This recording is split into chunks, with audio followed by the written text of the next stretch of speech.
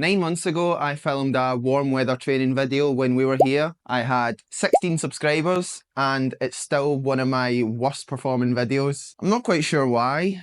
Currently on the south coast of Spain, just outside Malaga. But let's do it again, this time with some personality. So I need to voice over my morning routine because we're here in Spain with Holly's parents, and for some reason not everyone seems to come on holiday to wake up early for a session. I'm not sure what that's about, but anyway, I started off the day as I always do with porridge, orange juice and a black coffee. In this week's porridge rotation, peanut butter, blueberries and honey. I then sat around for an hour, watched quite a lot of running videos on YouTube, had a shower, got ready and headed off to the morning session. I forgot the most important thing, so I'll be back. Chocolate milk. We're like 10 minutes away from warm up, so I think I'll save the other half for later. So it's Tuesday the 8th of April, 9 days on from the 10 mile champs, and honestly I kind of got to the end of that training block that had lasted from New Year until the end of March. Just feeling a little bit burnt out. I'd been doing a lot, 4 sessions a week. I'd been really focusing on my nutrition and going to bed early, getting good sleep. And yeah, I just felt like I needed a little bit of downtime. So I had that last week. For the first 4 days, I just jogged, short, single jogs. Didn't do any gym or core or anything like that. And then Friday, I did a shorter track session. Saturday, arrived in Spain and just feeling so much more energised and recharged and ready to get after it. And I think a lot of people are so set on go, go, go all the time. They always want to be training hard, always want to feel like they're getting better. But sometimes you just need a bit of a break. And not even really a break. I still ran 87 miles last week, but only 3 miles of that was actually like a hard session. And it's just, again, eating whatever I want. I just try and eat healthy when I'm training because it aids the recovery so much. So even just having that mental step back helped a lot. So we're here for a week. We arrived Saturday morning and we leave like last thing Saturday night. So 8 days of running. This is day 4 and today I've got a double session. Not technically a double threshold session, and I'll talk about why that is and what I'm actually targeting now later in the video. But first, I just want to take you through my day, show you how I sort of strike that balance between training and being on holiday, trying to enjoy things, but also making sure the training is the priority. I'm going to finish warming up and we'll chat through the morning session when I get back to the car.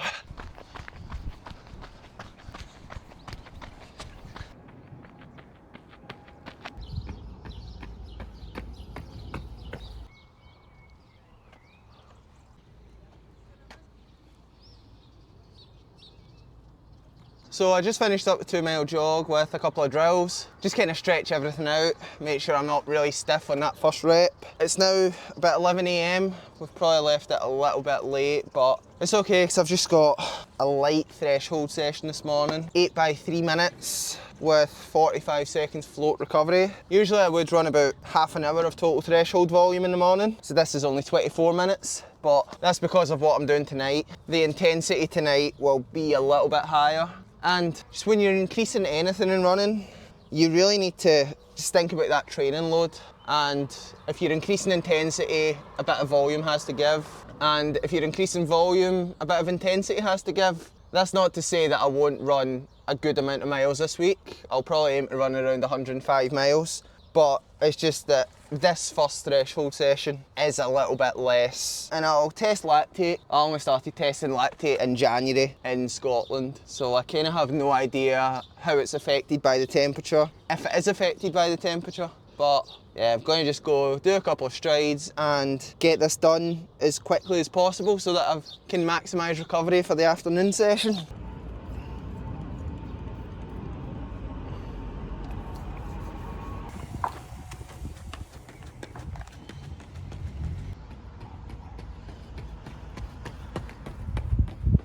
Lactate monitor in the running belt. Starting here so that I get good 10 metres of shade before I hit the sun for half an hour. 8 by 3 minutes, 45-second recovery at threshold.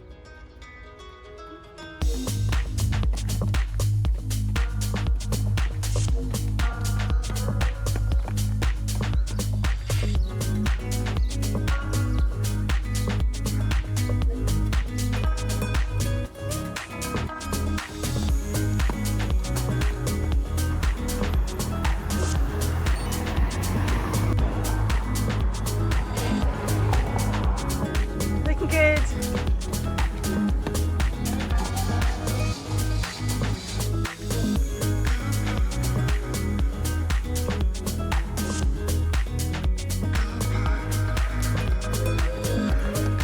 Perfect.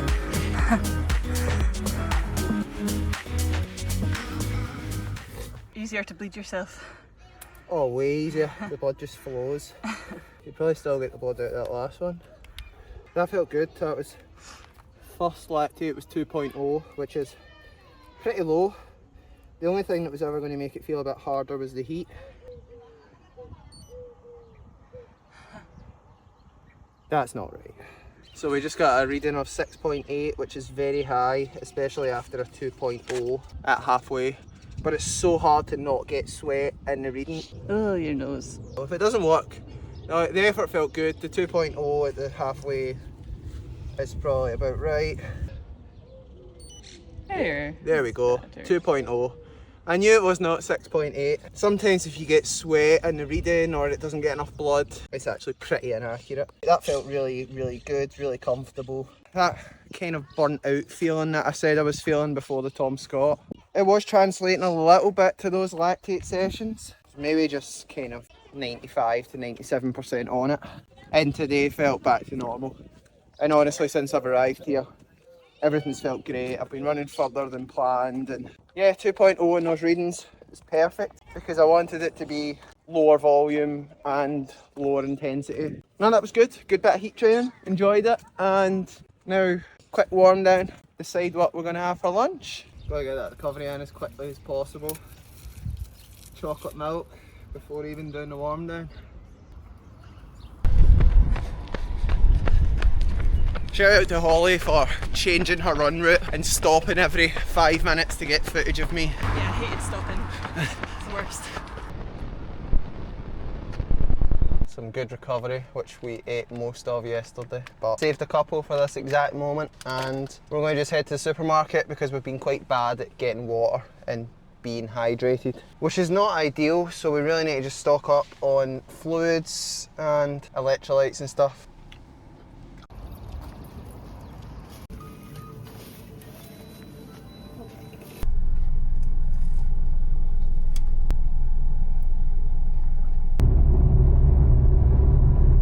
So today on Cooking with Ryan, we've got a favourite of mine, speciality some would say, poached eggs. So step one is boiling the water, and we're going to have to wait for that, so I'm going to go and get changed.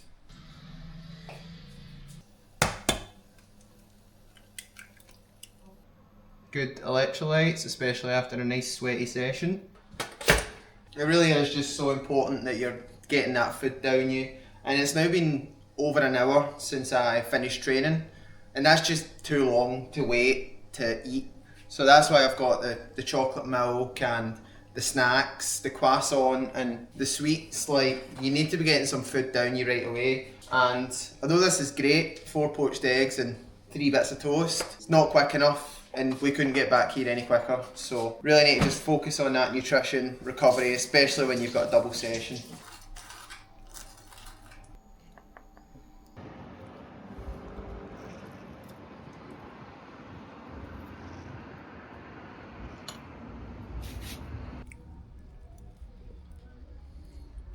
So that's the nutrition part of the recovery ticked off. The next part of that recovery is sleep. And although I'm on holiday right now and able to just nap, I am in the fortunate position that I'm doing online coaching right now alongside making these videos.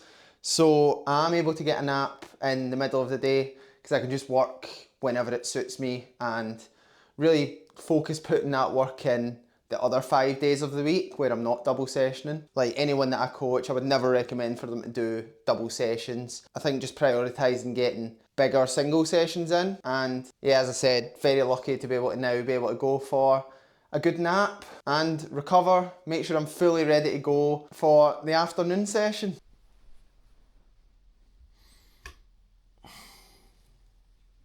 That was a really strong 90-minute nap. Exactly what I need. Make it feel like a new day for the second session.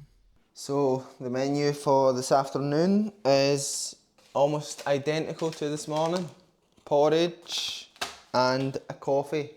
Otherwise, absolutely nothing is getting done this afternoon.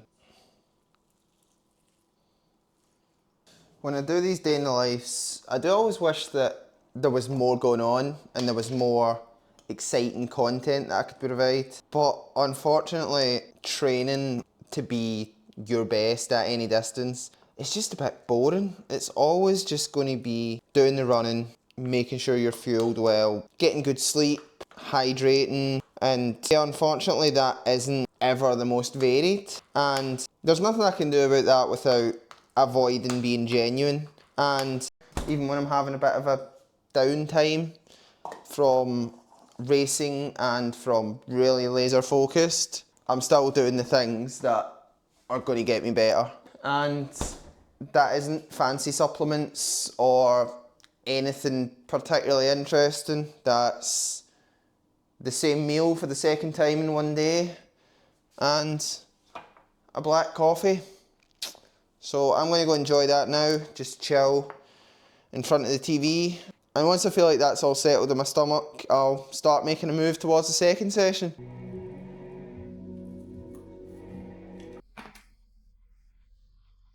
Cafe, waiting for Alana to finish work so she can take me home.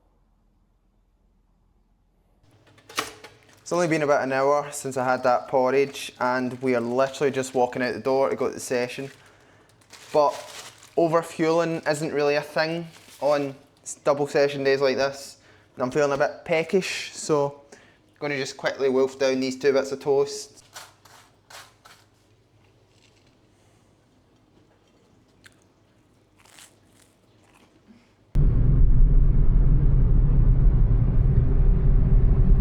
Just arrived at the car park for the track. The same track we used in the last warm weather training video. So fingers crossed it's open because we've got dinner booked in an hour and 45 minutes and we don't really have time to go anywhere else. For anyone who doesn't know, table tennis was my second sport.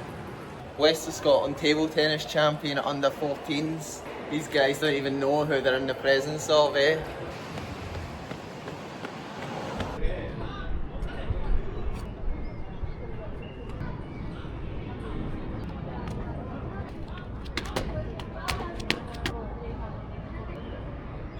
So we're not allowed on the track till 7 PM. It's currently 10 to 7. So I got about a lap of my warm-up done on the track and then had to go outside and finish up out there. Session tonight is 6 by 5 minutes. Threshold for 4 reps, 10k effort or harder for the last 2 reps. And I'll probably just do it in lane 6 because otherwise it'll just be like mile efforts, and I don't like to look at my watch or really know the pace in these threshold sessions. I actually didn't look at the pace of this morning's session until after lunch. And the first half of the session was quite a bit quicker than I thought it was, but I think that's fine. I think as long as the numbers are good and as long as it feels right, then the pace is kind of irrelevant. 9 minutes until the track opens, I'm going to go and get some strides done.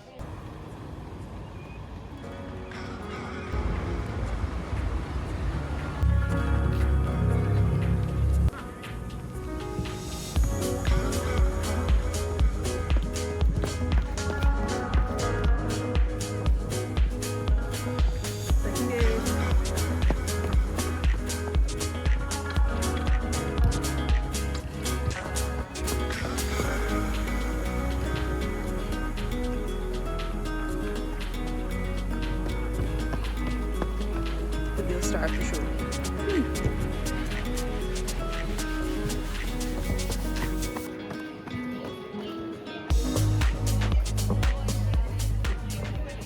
I'm not sure how fast that was. As I said, I don't look. but it felt good. It felt maybe a touch harder than this morning, sorry. I don't usually love threshold reps on the track, but today actually I think just putting it in lane 6, where I've never really ran before, it's just kind of made it feel a lot better.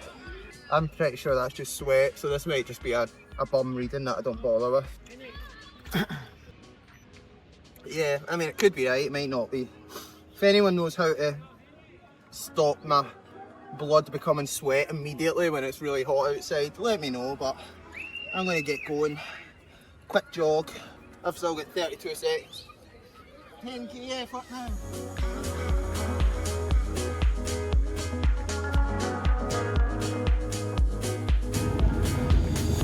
Good, Ryan.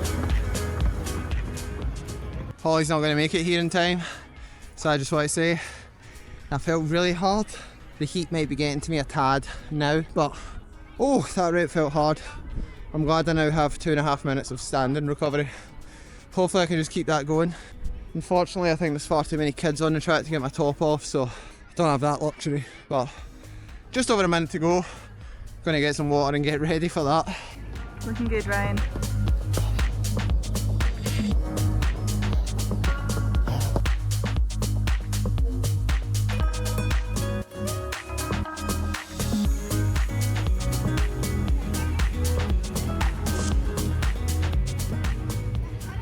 That was hard.